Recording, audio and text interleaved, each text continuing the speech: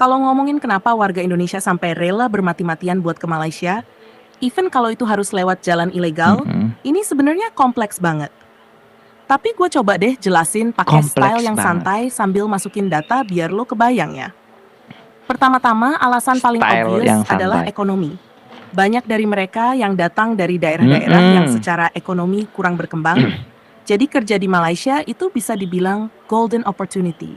Di Malaysia, gaji buat pekerjaan yang bahkan Golden. dianggap rendahan di Ih, sana gila. bisa jauh lebih besar dibanding di Indonesia. Hai, assalamualaikum warahmatullahi wabarakatuh. Welcome back to my channel React TV. Oke, apa kabar hari ini? Mudah-mudahan kabar daripada kalian semuanya semoga baik-baik saja. Oke, teman-teman ya, jom di video kali ini kita reaction bareng nih. Salah satu video yang dimana video ini membahas tentang banyak orang Indonesia memberanikan diri pergi ke Malaysia mencari nafkah, mencari pekerjaan, meskipun dalam kondisi ilegal, meskipun dalam kondisi lewat jalur tikus, mereka tetap berani karena sudah tidak betah lagi mereka hidup di Indonesia yang mencari pekerjaan atau mencari uang makan itu sangat sulit sekali teman-teman ya. Oke, seperti apa videonya? Jom kita play bersama, let's go. 3. Oke, jadi gini bro. Kalau ngomongin kenapa warga Indonesia sampai rela bermati-matian buat ke Malaysia, even kalau itu harus lewat jalan ilegal, ini sebenarnya kompleks banget. Tapi gue coba deh jelasin pakai style yang santai sambil masukin data biar lo kebayang ya. Pertama-tama, alasan paling obvious adalah ekonomi. Banyak dari mereka yang datang dari daerah-daerah yang secara ekonomi kurang berkembang, jadi kerja di Malaysia itu bisa dibilang golden opportunity. Di Malaysia, gaji buat pekerjaan yang bahkan dianggap rendahan di sana bisa jauh lebih besar dibanding di Indonesia. Apalagi kalau udah dikonversi ke rupiah. Betul. Contohnya, kalau di Indonesia, kerja jadi buruh bangunan gajinya sekitar 2 juta rupiah per bulan. Di Malaysia, mereka bisa dapat 1.500 sampai 2.000 ringgit. Kalau dirupiahin, itu sekitar 5 juta sampai 7 juta rupiah. Kan bedanya lumayan banget tuh. Besar loh. Terus, berdasarkan data dari Bank Dunia, sekitar 1,5 juta warga Indonesia yang kerja di Malaysia. Dan ini yang terdata secara resmi. Belum lagi yang masuk secara ilegal yang bisa aja ngedouble jumlah itu. Mereka masuk via jalur tikus, lewat hutan atau pantai yang pengawasannya minim. Bahayanya gede bro. Tapi mereka tetap jalanin karena begitu sampai di Malaysia, uang yang dikirim balik ke keluarga di kampung bisa bikin hidup mereka jauh lebih baik. Betul teman-teman ya. Mereka itu berani mengambil, padahal rentangannya sangat besar sekali lewat jalur tikus loh teman-teman. Mereka demi menghidupi keluarganya di Indonesia. Kalau mereka tetap di Indonesia, ya nasib tidak merubahnya teman. Karena di Indonesia sangat sulit sekali menjadi biaya hidup. Dan biaya hidup di Indonesia juga sangat mahal sekali teman. Tidak cukup lah. Gaji berat, gajinya segitu habis dalam waktu kurang lebih 2 minggu, 3 minggu, tidak sampai 1 bulan. Kalau di Malaysia mereka memang punya prinsip gaji besar harus merubah keluarganya kerja ke Malaysia. Padahal selain lewat faktor jalur tikus, ekonomi, gila. ada juga faktor sosial. Kadang mereka juga mikir kalau kerja di Malaysia lebih keren dibanding tetap di kampung. Ada rasa pride juga buat beberapa orang karena mereka bisa dibilang kerja di luar negeri. Walaupun faktanya mereka jadi buruh kasar. Nah, dari segi data lagi, menurut BPS, Badan Pusat Statistik, sekitar 40% dari TKI yang ada di Malaysia itu sebenarnya nggak punya dokumen resmi atau tinggal lebih lama dari izin yang diberikan. Jadi mereka vulnerable banget terhadap eksploitasi dan kondisi kerja yang buruk. Tapi ya balik lagi, bagi mereka ini risiko yang worth taking. Karena di balik itu ada kesempatan buat improve kondisi ekonomi keluarga. Jadi secara keseluruhan, walaupun bahaya dan risikonya gede, daya tarik untuk mencari kehidupan yang lebih baik di Malaysia terlalu besar buat diabaikan. Gaji yang lebih tinggi, kesempatan buat bantu keluarga di kampung, dan mungkin juga rasa pride bisa kerja di luar negeri, semuanya jadi alasan kenapa mereka rela ngambil risiko, even secara ilegal. Nah, kalau ngomongin lebih lanjut, ada satu hal lagi yang bikin orang-orang Indonesia rela ambil risiko besar buat pergi ke Malaysia, yaitu jaringan sosial. Banyak dari mereka yang udah punya teman, keluarga, atau kenalan yang udah lebih dulu kerja di sana. Ini tuh semacam jaring pengaman yang bikin mereka merasa lebih aman walaupun masuknya ilegal. Teman atau keluarga yang udah lebih dulu di Malaysia Waduh. biasanya bakal bantuin nyariin kerjaan, tempat tinggal, bahkan ngasih tips gimana cara bertahan di sana. Jadi mereka nggak merasa sepenuhnya sendirian. Aduh, ngasih tips. Terus kalau kita lihat dari sisi hukum, emang ada risiko ditangkap atau dideportasi buat yang masuk secara ilegal. Tapi Allah. kenyataannya, penegakan hukum buat imigran ilegal di Malaysia kadang nggak seketat itu. Apalagi kalau mereka kerja di sektor-sektor yang memang kekurangan tenaga kerja, seperti konstruksi atau perkebunan. Di sektor-sektor ini, para pekerja ilegal seringkali ditoleransi karena kebutuhan akan tenaga kerja lebih besar daripada ketersediaan tenaga kerja lokal. Ngomongin soal kondisi kerja, mereka yang masuk ilegal ini biasanya terpaksa menerima kerjaan yang kondisinya berat dan dengan bayaran yang lebih rendah daripada pekerja resmi. Misalnya, mereka bisa aja Wah, kerja lebih dari tuh 12 kan. jam sehari tanpa upah lembur, atau tinggal di tempat yang kurang layak. Bahkan ada yang tempat tinggalnya di hutan, teman-teman, demi dirinya selamat. Tapi ini tidak baik sebenarnya. Ini tidak patut ditiru. Tapi seharusnya pemerintah Indonesia ini melihat kondisi yang seperti ini. Mereka itu berani ngambil tindakan yang seperti itu karena di Indonesia ini sangat sulit sekali, teman-teman. Apalagi biaya hidup mahal. Harga pangan beras itu jauh lebih mahal daripada tahun-tahun sebelumnya. Naik 50%, teman-teman. Padahal harga sebelumnya ini sudah mahal dan rakyat itu kebanyakan sudah mulai tidak mampu beli. Kenapa masih dinaikkan? Apalagi pekerjaan di Indonesia sangat-sangat sulit sekali karena sulitnya banyak syaratan. Banyak minta persyaratan. Pertama harus sarjana, punya pengalaman. Aduh, kasihan lah. Ya, mereka salah sebenarnya sih mereka ke Malaysia secara ilegal. Kenapa tidak secara resmi saja? Lebih enak dan lebih mantap pokoknya. Apalagi Tapi kerja ya di Malaysia lagi-lagi, buat keren loh. mereka, ini masih lebih baik dibandingkan nggak punya pekerjaan sama sekali di Indonesia. Jadi kesimpulannya, kombinasi Betul. dari faktor ekonomi, sosial, dan situasi di lapangan bikin banyak warga Indonesia tetap berusaha masuk ke Malaysia, walaupun lewat jalur ilegal.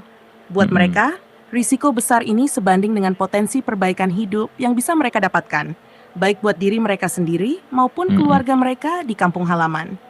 Selain itu, Betul. ada juga faktor budaya yang nggak bisa diabaikan. Secara historis, hubungan antara Indonesia dan Malaysia itu udah terjalin lama banget, jauh sebelum kedua negara ini merdeka. Banyak suku di Indonesia, seperti Jawa, Bugis, dan Minangkabau, punya hubungan kekerabatan dengan suku-suku di Malaysia. Jadi ketika mereka berpindah ke Malaysia, seringkali mereka merasa seperti pulang ke kampung halaman yang kedua. Ini bikin mereka merasa lebih nyaman dan diterima, walaupun status mereka di sana mungkin ilegal. Di sisi lain, perkembangan teknologi dan informasi juga punya peran penting. Dengan adanya media sosial dan aplikasi pesan instan, orang-orang di Indonesia bisa dengan mudah tahu tentang kehidupan di Malaysia dari teman atau saudara yang udah lebih dulu kerja di sana. Mereka Betul. bisa lihat langsung gimana gaya hidup di sana, berapa gaji yang bisa didapat, dan gimana cara buat sampai ke sana, bahkan Wow. lewat jalur ilegal. Informasi ini seringkali jadi motivasi tambahan buat mereka buat ngambil risiko. Namun, nggak bisa dipungkiri ada juga sisi gelap dari fenomena ini. Banyak dari mereka yang akhirnya terjebak ada dalam juga lingkaran isi gelap. eksploitasi. Beberapa di antara mereka jatuh ke tangan agen tenaga kerja ilegal yang menjanjikan pekerjaan dengan gaji tinggi, tapi pada kenyataannya malah memeras dan Kasian memperlakukan ya. mereka seperti budak. Ada juga yang harus menghadapi Nah, kondisi itu, kerja yang karena sangat ilegal. berbahaya tanpa perlindungan hukum sama sekali. Tapi, walaupun semua risiko ini ada, dorongan untuk memperbaiki hidup tetap lebih kuat. Ini yang bikin orang-orang Indonesia terus mencoba peruntungan mereka di Malaysia. Betul. Padahal teman-teman ini resikonya besar sekali, tapi mereka tetap berani.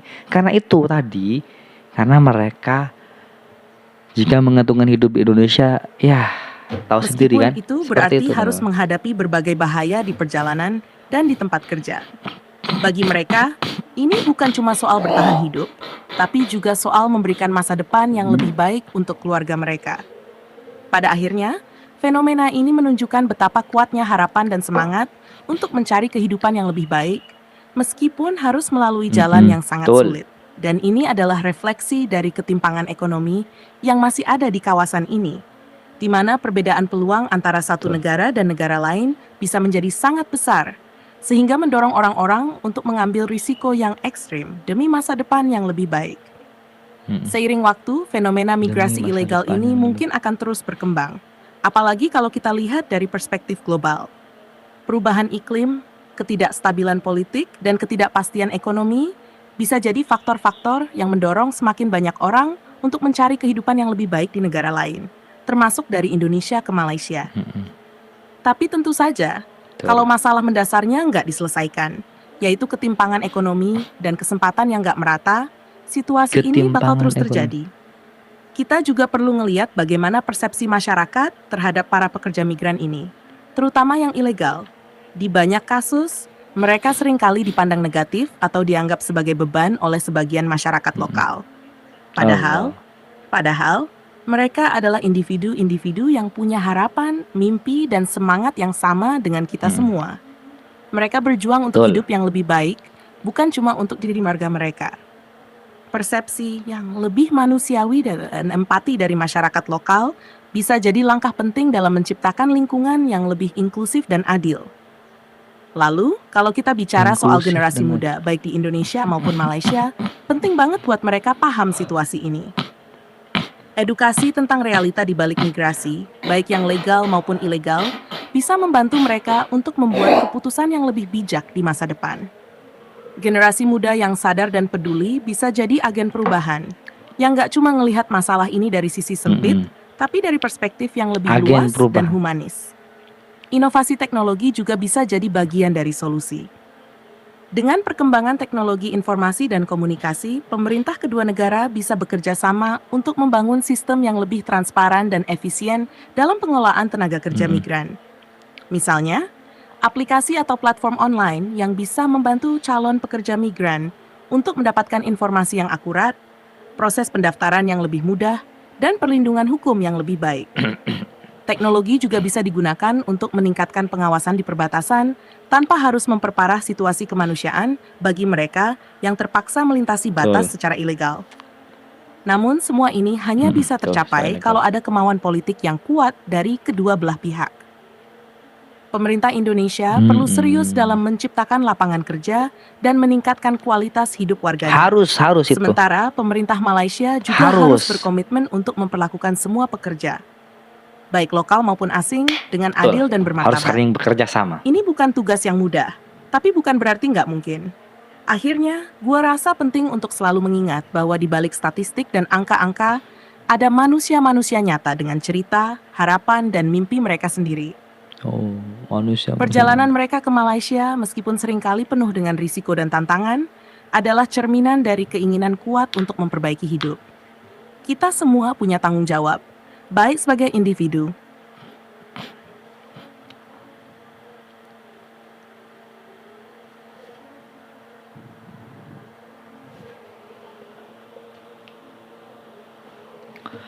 Oke teman-teman semuanya, itulah video reaction hari ini. Sudah kita tahu sendiri teman bahwa itulah perjuangan rakyat Indonesia untuk mencari kehidupan yang lebih baik dan layak. Mereka berani ke Malaysia, sebenarnya dilarang dan tidak boleh.